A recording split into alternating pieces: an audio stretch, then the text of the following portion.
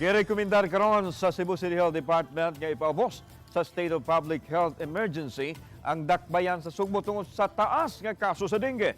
Maabot na sa 8 ang konfirmadong namatay sukad sa Enero hangtod Setyembre nining tuiga. Sayra natong detalye nining report. Gihulagway ni Cebu City Acting Mayor Raymond Alvin Garcia nga alarming ang hilabihan kapag buro sa kaso sa dengue sa syudad. Base sa data sa Cebu City Health Department, 8 na ka mga kumpirmadong namatay sa dengue. Kadaghana nini niadtong buwan sa Agosto. 3 anyos ang kinabataan ug 75 anyos ang kinatiguangan nga nakalas sa dengue. Samtang usa ang suspected dengue death niadtong Setyembre 2, din usa ka 9 anyos ang namatay. Nasayran nga walay natalang nakalas sa dengue niadtong nakalabayng tuig. Samtang miabot sa 597 ang total dengue cases sa Cebu City. Sukad sa Enero hangtod nining buwan sa Setyembre, itandi sa 27 ka kaso lang sa tibuok tuig 2023, umiabot sa 2,211% ang pagsaka sa kaso. Tungod ini, posibleng modeklarar ang Cebu City LGU og State of Public Health Emergency base usab sa rekomendasyon sa Cebu City Health Department. It is really a cause for alarm.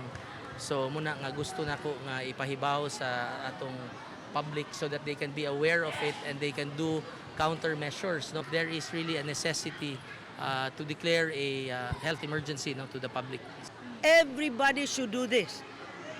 Kay dili namo kaya, dili kaya sa mayor, dili kaya sa mga tao, but kung kitang tanan or even barangay official cannot do it alone. So if kitang tanan maghugpong, sure gyud ta nga kaning tanan maminos gyud ni. Mimando si Garcia nga pahugtan pa ang mga lakang aron mapugnan ang padayong pagkatap sa dengue sa dakbayan.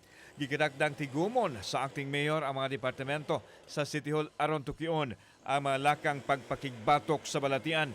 Lakip nini ang panawagan sa katawhan nga magpakabana pinaagi sa paghimo ug ang ngayang mga buhaton sama sa pagmintinar sa kalimpyo, ilabi na sa madapit nga itluganan sa mga lamok nga nagdala sa sakit nga dengue. Hingusgan usab ang misting operation ug pagbutang og mga larvicide sa mga limaw nga gipunduhan sa mga kitikiti o nguyo-nguyo. Nagapod-apod usab ang Cebu City Health Department og mga treated nets batok sa mga lamok sa mga tuhaan ilabi na kadtong gigamit isip billeting areas. Labaw sa tanan, mipahinumdom si Dr. Daisy Villa ang labaw sa CCHD nga mohimo og early consultation ang mga adunay gipamati sa lawas aron matabang ug dali. Sagad sa mga nakalas, ulahina dihang nidangop sa mga healthcare facilities. Nga dili ta mag-delay og konsulta kay para to avoid ana nga mga mo avoid bitaw ta sa komplikasyon like death. Kauban si Clover Lumayag, ako si Alan Domingo. Balitang Bisdak.